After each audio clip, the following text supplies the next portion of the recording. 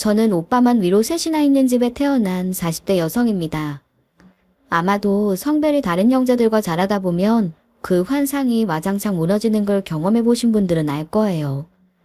저 역시도 저희 오빠들과 함께 자라면서 남자란 존재에 대한 환상은 1g도 남아있지 않게 되었죠. 며칠을 씻지 않는 경우도 봤고 벅벅 긁다가 손톱 밑에 있는 냄새를 맡는 건 다반사였으며 코딱지를 파서 거울에 붙여놓기, 팬티만 입고 돌아다니기, 방구 끼고 냄새 나누기 등등. 제게 남자란 존재는 최악의 이미지만 각인되어 있었어요.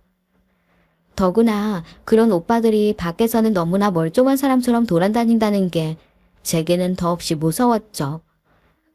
생각보다 여자들에게 인기도 있었고 매너가 좋다는 말까지 듣는 걸 보면서 전 남자들을 더는 믿지 못하게 됐습니다. 깔끔하게 옷을 입고 멋을 부린 남자들을 보면서 집에서는 감지 않은 머리를 벅벅 긁고 소변을 보고 손을 씻지 않을 거라고 상상할 정도였네요. 그러다가 만나게 된 것이 현재의 남편이 된 남자친구였습니다. 대학교에서는 그냥 친구의 친구로 그저 인사만 하고 이야기를 몇 번 했던 게 전부였던 사람이 바로 남편이었어요. 평소에 늘 스타일이 좋고 말을 잘해서 괜찮은 사람 정도로 인식했었는데 우연히 친구들과의 대화에서 그는 다른 남자들과는 좀 다르다는 걸 알게 되었죠. 야, 너는 아무리 집이라고 해도 옷을 좀 입어라. 내가 뭘, 너도 집에서 그렇게 입지 않냐? 다들 그런 거지. 아, 뭘 그런 거를 유난이야. 남자는 원래 그런 거야. 네가 이상한 거라니까. 솔직히 말해봐. 넌 집에서 안 그래? 우리 집은 그런 거 없어. 집이라고 대충 그런 식으로 하면 나중에 너 결혼해서 이혼당할걸?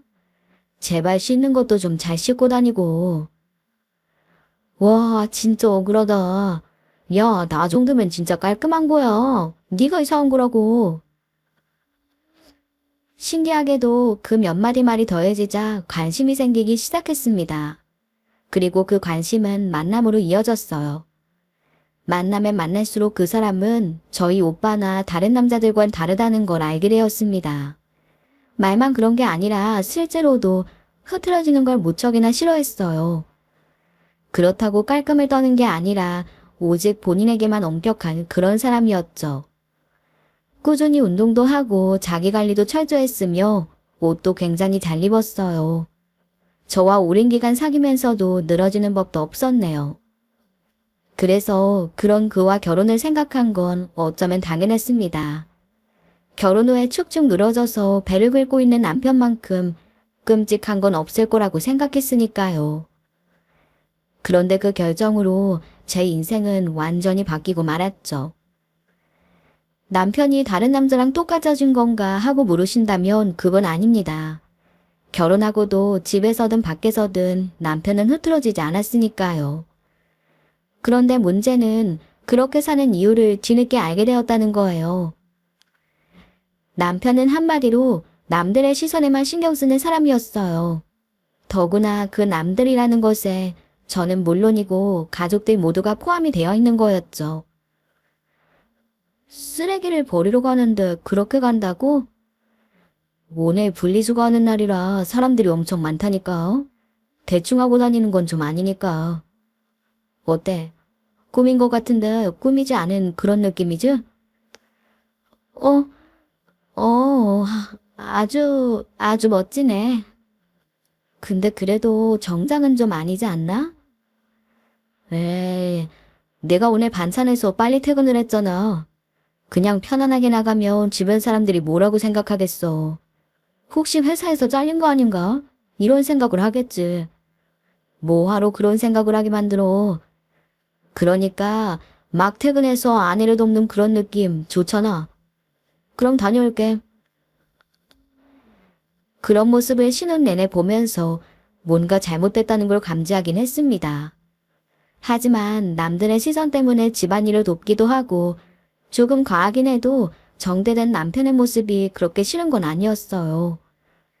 그래서 조금 이상하다고는 생각했지만 주변 친구들의 이야기 속 남편들보다는 100배는 나을 거라고 혼자 생각하며 마음을 다스려야만 했네요. 그렇게 2년 정도가 지나자 남편이 어째서 그런 행동을 하게 되었는지 알게 되었습니다. 바로 시어머니의 영향이었던 거였죠.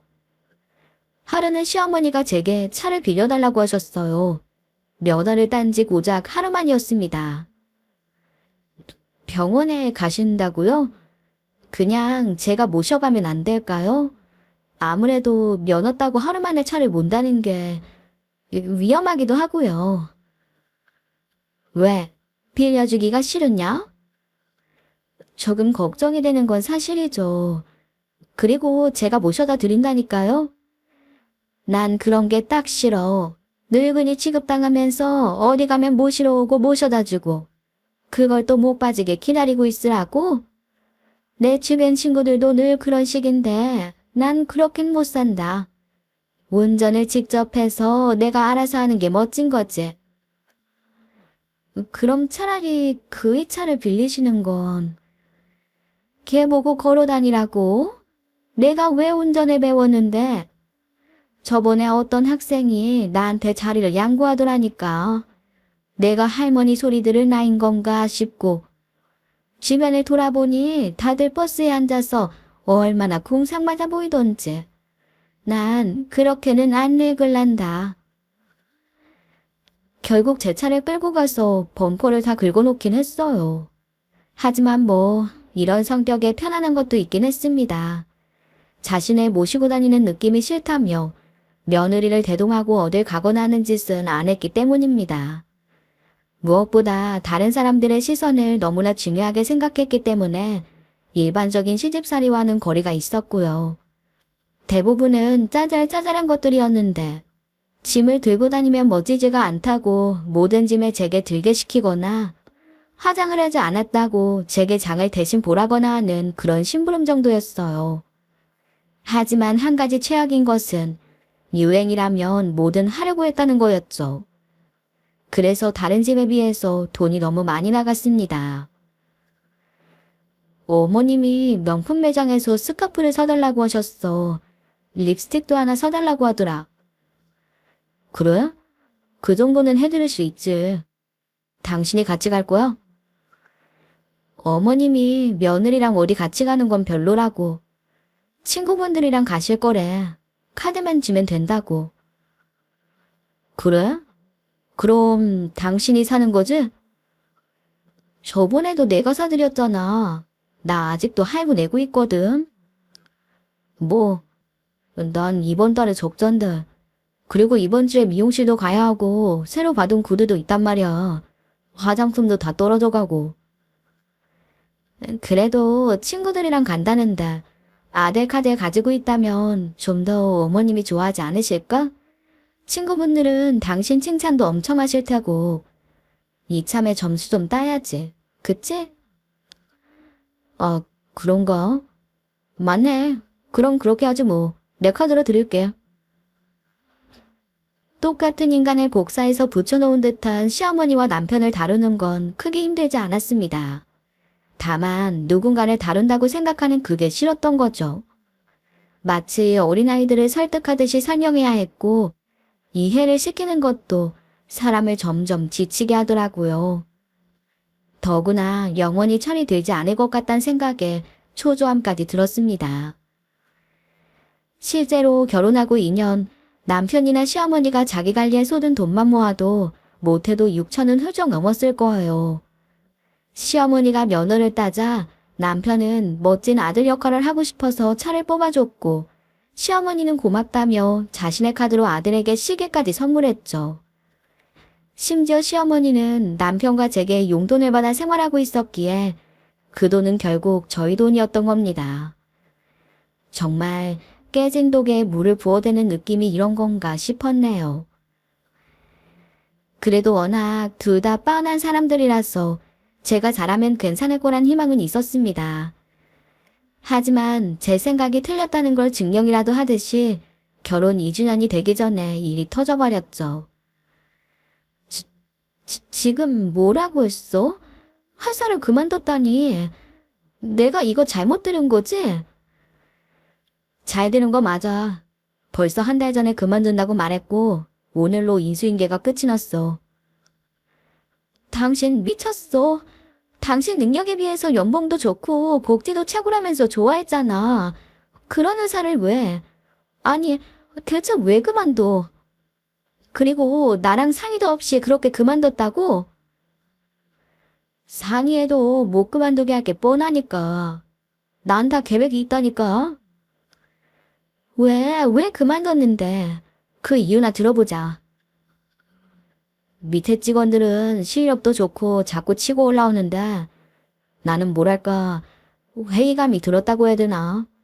그리고 나이를 한 살 한 살 먹고 나니까 뭔가 뒤떨어지는 기분도 들고 직원들 나이도 이제는 진짜 어린애들은 나랑 띠동갑이라니까. 지금 그게 팔려서 그만뒀단 거야? 팔린다니. 그런 말 말고 좋은 말도 있잖아. 그리고 목소리 낮춰. 그렇게 크게 말하면 밖에서도 들린다니까. 내 집에서 이 정도 목소리도 못 내. 내가 비명이라도 질렀어. 알았어. 잠깐만. 남편은 제 목소리가 조금 커졌다고 열려있던 창문까지 다 닫은 뒤에 자리로 돌아와 앉았어요. 제 눈을 보면서 해맑게 웃고 있는 그 사람을 보자 진짜 죽이고 싶은 심동까지 들었습니다. 회사에서 나이가 차고 어린 직원들과 나이 차이가 나서 그만뒀다는 걸 다시 떠올리자 속이 뒤집히며 토하고 싶을 정도였네요. 얼마나 철이 없으면 그런 생각을 해. 어떤 인간이 그런 짓을 하냐고. 당신 결혼했어. 우리 아이 계획도 다 짜놨고. 겨우 결혼 2년 차에 모은 돈도 없고 당장 내년에는 전세도 끝나는데 어쩌려고 이런 거야. 나도 다 생각이 있어. 나도 그냥 그만둔 거 아니라니까.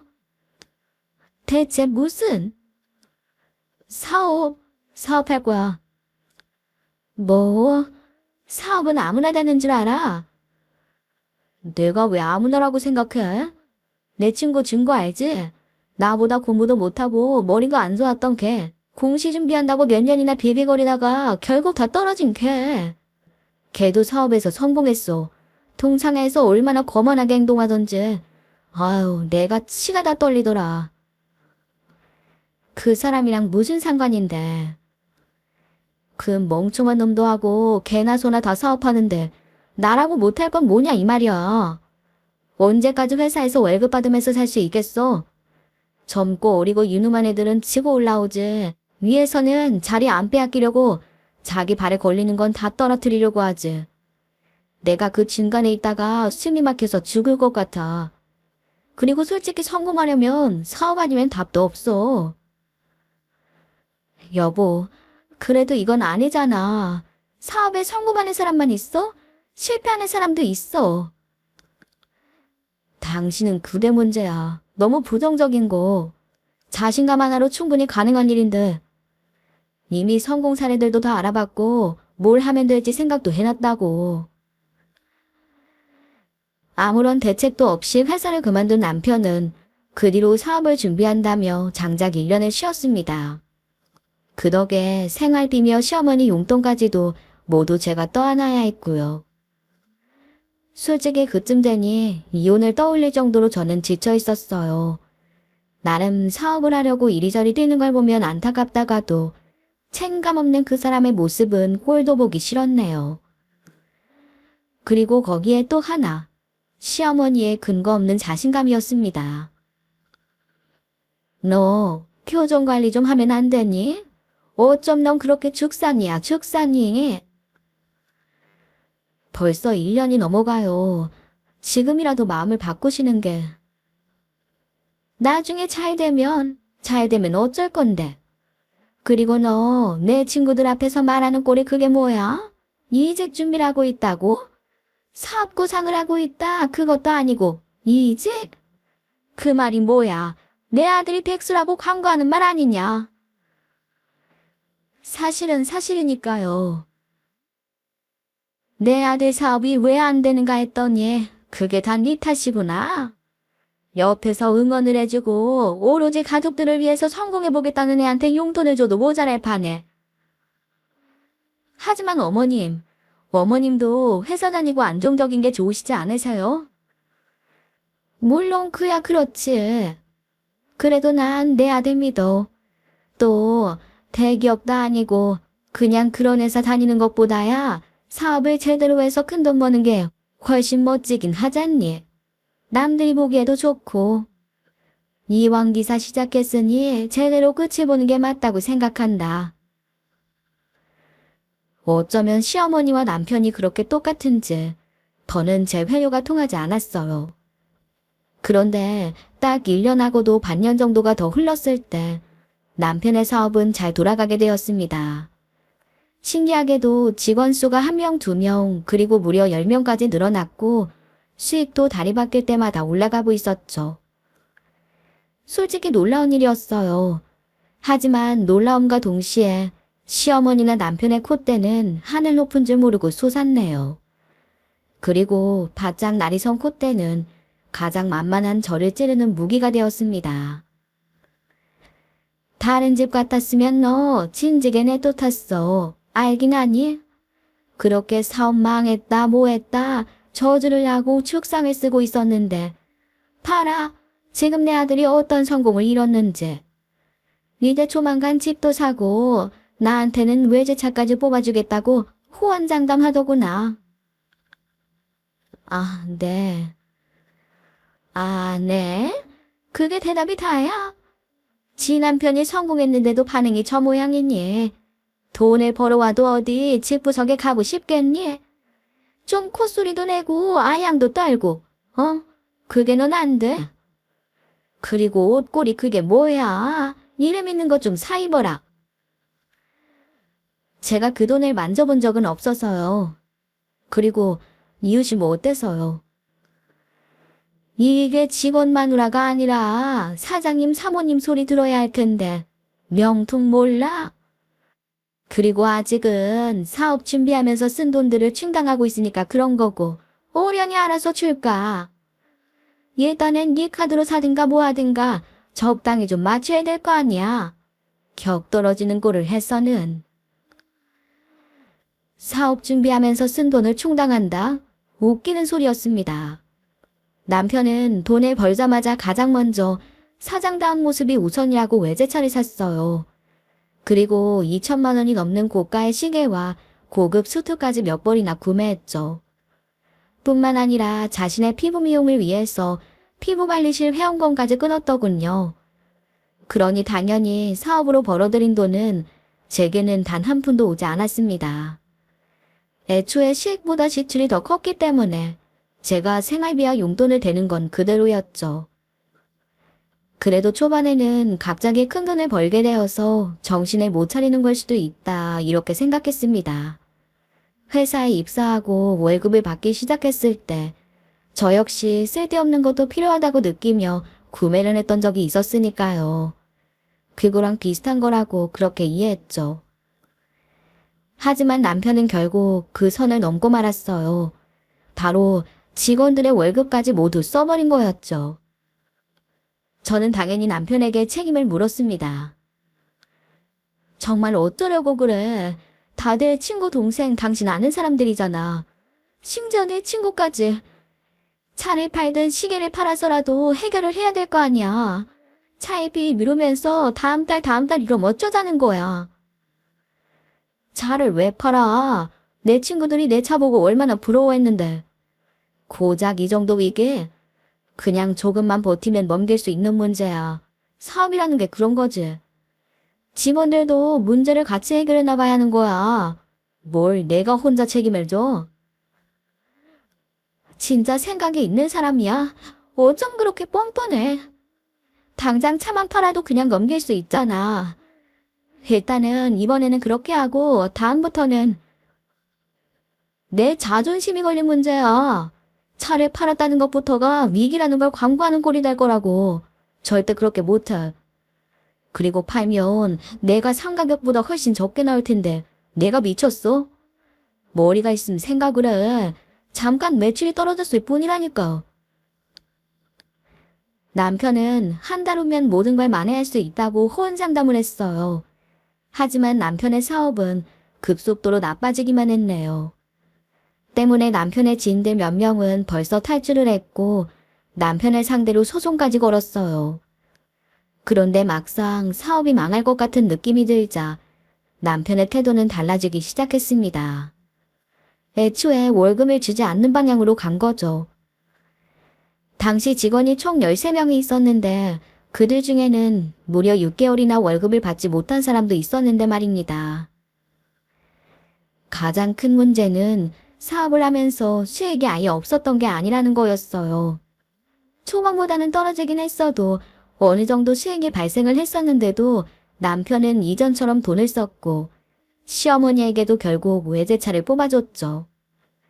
그러니 사업이 망하는 건 어쩌면 당연한 수순이었습니다. 미친 것들 아니야? 친구라고 생각했는데 나의 상대로 소송을 해. 사기? 진짜 어이가 없네. 내가 힘들다고 하면 적당히 하다가 빠졌어야지. 당신 친구들만 문제야? 내 친구는 어쩔 거야? 아, 몰라. 이제 머리 아파서 생각하고 싶지도 않아. 소송한다고 하잖아. 당신이 어떻게 좀 해봐. 모은 돈 좀 있지. 여보, 그럼 어쩌라고. 나 감옥 가? 그래야 속이 시원하겠어. 저 역시 포기하고 싶었지만 차마 그럴 수가 없었어요. 특히 남편 회사에 들어가 있던 사람 중에 한 명은 제게는 둘도 없이 친한 친구였기 때문입니다. 더구나 다른 사람들도 형편이 그리 좋지 않은 경우가 많았기에 방법을 모색해야만 했어요. 그래서 저는 제가 가진 돈은 물론이고 친정 식구들에게 도움을 청해서 일단 급한 불을 끄게 되었습니다. 직원들에게 밀린 임금의 절반 정도를 일단 주는 것으로 소송도 막았네요. 하지만 남편을 믿지 않겠다는 직원들 때문에 제가 그 자리에 대신 갈 수밖에 없었어요. 갑작스럽게 제가 사업을 전적으로 맡게 된 거였죠. 솔직히 저는 그 자리가 너무 싫었고 안정적인 제 직장에 계속 다니고 싶은 마음뿐이었습니다. 그런 제게 친구가 조언을 해주었어요. 직원들은 너라면 몇 달 정도는 버텨보겠다고 이야기하더라. 나 진짜 무서워. 너도 내 성격 알잖아. 사업? 난 그런 걸 생각해 본 적도 없어. 잘 알지도 못하고. 그래도 네가 네 남편보단 훨씬 나아. 지금 다시 안정을 찾기도 했잖아. 그리고 회사에서 너 홍보 마케팅 쪽 일했었잖아. 여기서 하는 일도 그거랑 크게 다르지 않고. 그러다가 망하면 내 나이에 어디 다른 곳에서 받아주지도 않을 거야. 네 경력에 너 정도 실력이면 어디서든 받아줘. 그건 정말로 걱정하지 마. 무엇보다 우린 너를 믿고 하는 거야. 네 책임감과 우리가 해왔던 일을 더하면 이 사업 절대 안 망해. 그 뒤에는 지금은 잘 생각나지도 않습니다. 그저 너무 힘들었다는 것만 떠오르죠. 회사를 그만두고 사업에 매달려 하루에 4시간? 아니, 평균적으론 그것보다 더 적게 잤고 정신없이 일에만 매달렸어요. 직원들 중에도 몇 명은 집에 2일에 한 번씩 갈 정도로 절박하게 매달렸고 우린 오로지 사업을 제대로 안정시키는 것에 치중했습니다. 그렇게 하나둘 직원의 월급을 다 내치고 마침내 순이익이 흑자로 돌아섰을 때 저와 직원들은 모두 눈물을 흘렸을 정도였네요. 입에서 단내가 나고 몸에서는 쉰내가 나는 서로의 모습에 모이고 웃곤 했죠. 그렇게 우린 그날 5개월 만에 처음 온전한 주말을 쉴 수 있었고요. 그리고 제가 사업을 운영한 지 정확히 8개월 정도가 지났을 때 우린 직원 셋을 더 뽑았습니다. 그것도 몇 번이나 고민하고 책임을 질 각오가 되었을 때 뽑은 거고요.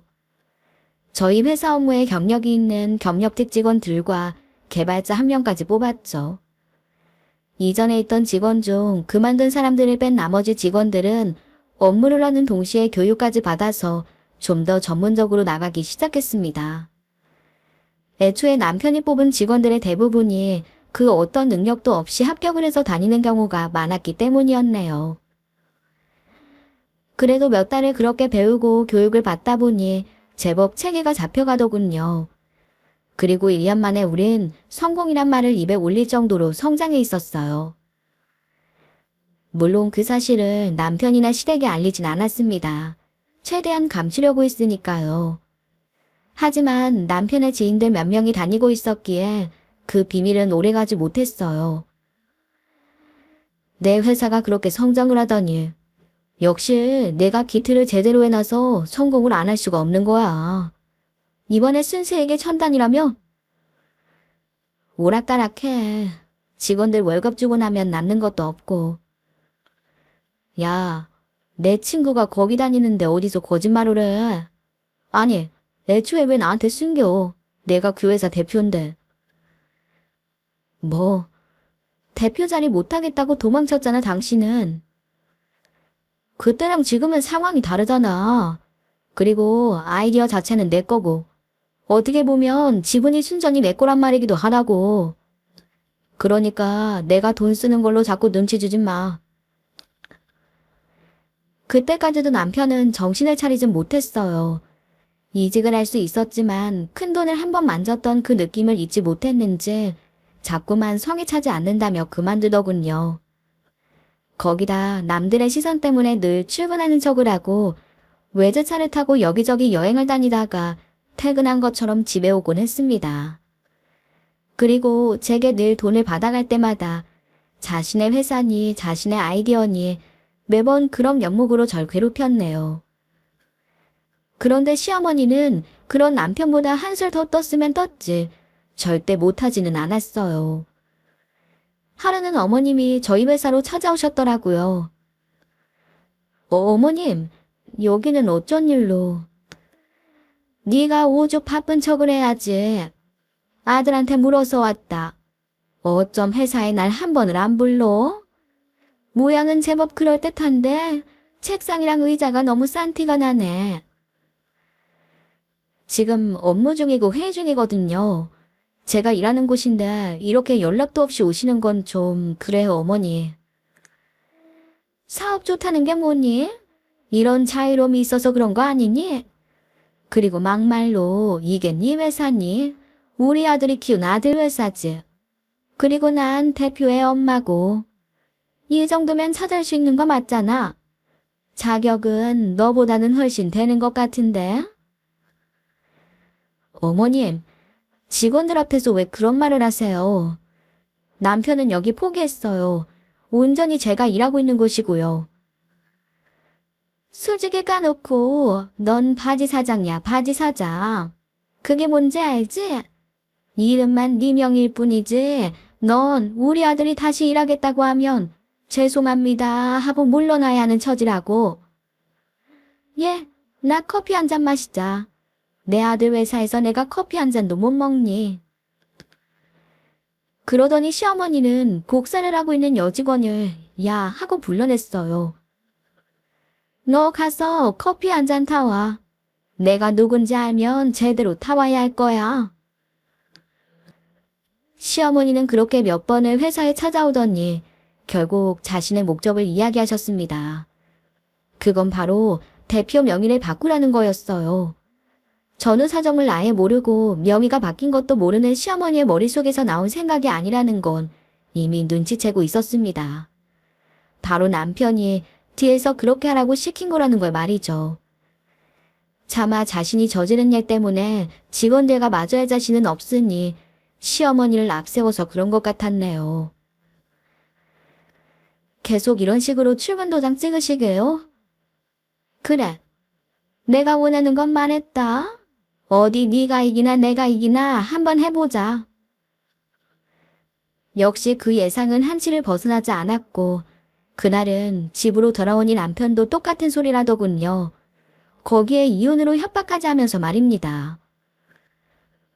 그런 식으로 하면 좋아? 그게 무슨 뜻이야? 그렇게 내 회사를 통째로 잡아 잡수시면 좋냐고 물었어. 뭐, 당신 양심이 있어? 어쩜 그런 말을 해? 못 돌려주겠다 이거야? 원래 내 건데 그런 식으로 먹고 튈 생각을 하냐? 이래서 머리 검은 짐승은 거두는 게 아니란 말이 있는 거야. 지금 무슨 말을 하는 거야? 내가 이제까지 생활비며 용돈이며 부족하게 준 적 있어? 심지어 시어머니 외제차 비용도 다 내가 내고 있었잖아. 장난해. 지금 와서 당신이 대표로 다시 들어온다고 하면 직원들은 가만히 있을 것 같아. 오, 내 친구는 괜찮다고 하던데 내가 왔으면 하는 눈치고. 왜 그런 줄 알아? 당신이랑 일하는 게 숨 막힌다고 하더라. 대표가 너무 나대니까 직원들도 힘들어하는 거야. 교육비까지 지급해서 제대로 쉬지도 못하고 일하고 학원까지 다녀야 한다며? 누가 그런 말 했는지 알겠다. 당신 친구 중에 준태, 그 사람이지. 그래서 뭐? 딱 한 명만 그러는 거잖아.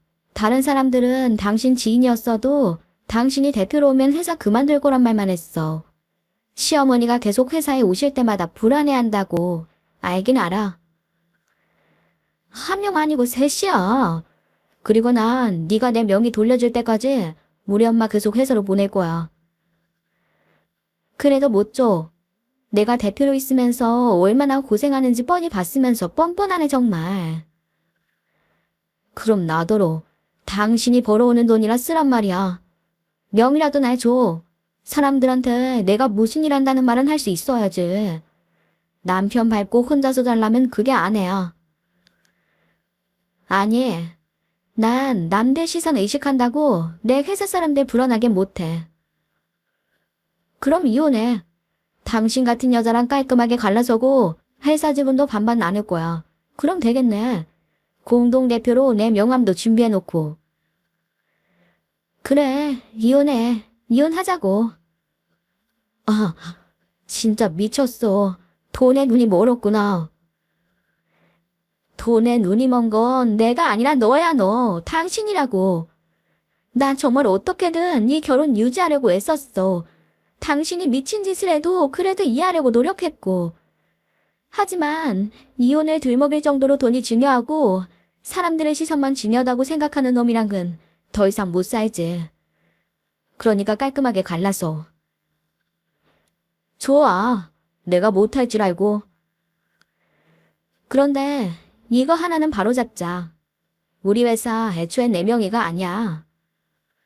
뭐? 회사 망해갈 때 돈 내준 사람이 우리 오빠거든. 그래서 애초에 대표로 오빠 이름 올렸어. 그러니까 이혼을 하더라도 당신이랑은 아무 관계가 없단 말이지. 나 월급 사장이거든. 야, 그럼 이혼은 못하지. 당장 영희가 좋아, 당장. 치열하다고 해야 할까요? 아니, 치사한 것에 더 가까운 법정 다툼이 있었습니다. 부부 공동재산 기여도를 따졌고 제가 좀 더 유리한 판결을 받아냈죠. 남편은 결혼 후에 생활비를 거의 주지 않았기 때문에 어쩌면 당연한 결과였네요. 저는 얼마 없는 재산의 대부분을 받았어요. 남편의 자존심이었던 외제차까지 제 몫이 되었죠. 그러자 남편은 더욱 발악하기 시작했습니다. 시어머니에게 사준 차를 팔고 시댁집을 담보로 대출까지 받아서는 사업을 하겠다고 했다는 거예요. 그것도 저희와 똑같은 회사로 말입니다. 내 손으로 니네 회사 망하게 할 거야. 내가 한 번 성공했는데 두 번은 못할까? 응? 정확히는 한 번 망했고 두 번 더 망할 수 있는 거 아니고. 애초에 내 아이디어였어. 내 회사였다고. 네가 빼앗아간 그 차도 내 차라고. 넌 내가 제대로 성공만 하면 내 발밑을 기어다니게 될 거야. 시어머니 역시도 저를 저주했죠. 독한 년. 너 같은 애는 우리 집 식구로 들이는 게 아니었어.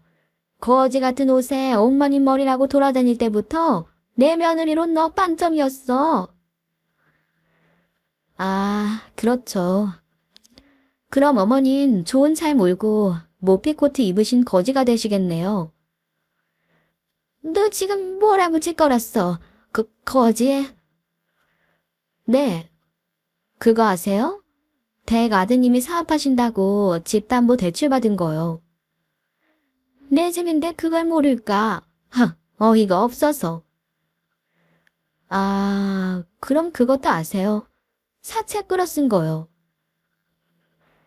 그때 시어머니의 표정은 가반이었습니다. 얼굴이 하얗게 질려서 입술이 파르르 떨리더군요. 이혼 후에 집을 내놓고 짐을 정리하러 갔을 때 저는 우편함에 있던 수많은 독촉장을 발견했어요. 거기에서 남편이 무슨 짓을 했는지까지 알게 된 겁니다. 오로지 저희 회사를 무너뜨리기 위해서 사채까지 손댔다는 것을 말이죠. 저는 그것들을 찍은 사진을 그 자리에서 시어머니에게 전송했고 그걸 확인한 시어머니는 그대로 주저앉아 몸을 떨기 시작했습니다. 저는 그런 시어머니를 보며 이렇게 말했어요. 어머니, 걱정하지 마세요. 아드님 믿으시잖아요. 아가, 내가 잘못했다. 그러니까 이것 좀 해결해봐, 사람들 보시는데 여기서 이러시면. 상관없어. 다 필요 없다. 너만 돌아와, 응? 사채는 안 돼. 네가 좀 해결해봐라, 내가 이렇게 될게. 이제까지 너한테 함부로 했던 것도 사과하고. 그러니 제발 네가 좀 말려봐. 저는 구질구질한 시어머니의 손을 뿌리치며 그 자리에서 나왔습니다. 뒤에서는 절규하는 목소리가 날카롭게 들렸지만 돌아오지도 않았어요. 그리고 얼마 전 시댁의 소식을 듣게 되었는데요. 남편이 사업을 호기롭게 시작한 것은 불과 반년 전이었습니다. 그때 저희 직원 중에 남편과 친했던 3명이 그만두고 그쪽으로 옮겨갔기에 모를 수가 없었죠. 그런데 쫄딱 망했다고 하더군요. 그것도 그냥 박살이 나버렸다고요. 그것도 다시 돌아온 그 3명이 직접 다 털어놓더라고요. 사채까지 끌어서 무리하게 시작했지만 결국 명함 파고 시계 사고 자동차를 구입하며 이전처럼 대표라는 허상만 쫓다가 망해버린 겁니다. 저는 다시 돌아오겠다는 직원들은 아예 받아주지도 않았고 그 길로는 남편의 소식도 듣지 못했어요. 마지막으로 들은 건 파산을 할 것 같다며 도와달라는 시어머니의 전화였습니다. 물론 그건 역시 단칼에 거절했고요. 그리고 현재까지 저는 여전히 성공적으로 사업을 유지하고 있습니다. 직원들도 더 늘었고 수익은 그보다 더 많아졌죠. 그런데도 여전히 두려워하고 있어요. 언제 회사가 어려워질지 몰라서 늘 전전긍긍하고 아끼면서 살고 있네요. 아마도 그건 남편의 실패를 봤기 때문이 아닐까 싶습니다. 지금까지도 저는 가장 빨리 출근해서 가장 늦게 퇴근하고 있어요. 또한 모든 일에 과감한 결단보다 최대한 신중하게 판단하려고 노력하고 있습니다. 그게 바로 제가 이 자리에서 할 일이라고 생각하고 있기 때문입니다. 왜냐하면 막중한 책임감과 두려움은 남편이 가지고 있지 않은 것들이었거든요. 저는 남편과 반대로 하면 성공할 수 있다는 확신을 가지게 된 거죠. 비록 제 결혼은 실패했지만 그 일로 배운 것도 분명히 있다고 긍정적으로 생각하고 있습니다. 제가 이렇게 정신만 차린다면 저희 회사 망하진 않겠죠? 마지막으로 저희 회사 식구들, 그리고 제게 많은 도움을 준 친구들, 사랑하는 부모님, 매일 더럽다고 질색하는 오빠들, 제 모든 성공을 그 사람들에게 돌리고 싶네요. 그리고 제 이야기를 들어준 구독자님들, 기회의 신 카이로스는 앞머리만 있다고 합니다. 기회는 앞에 왔을 때 잡는 것이고 망설이면 영원히 놓치게 된다고 하더라고요. 그러니 혹시나 기회가 왔다면 그 순간은 두려움을 이겨내고 움켜쥐었으면 좋겠습니다. 꼭이요. 오늘의 썰맘 사연에 여러분의 소중한 댓글 기다리면서 구독, 좋아요, 공유는 물론 알람 설정도 부탁드립니다. 그럼 오늘도 함께 읽어주셔서 감사합니다.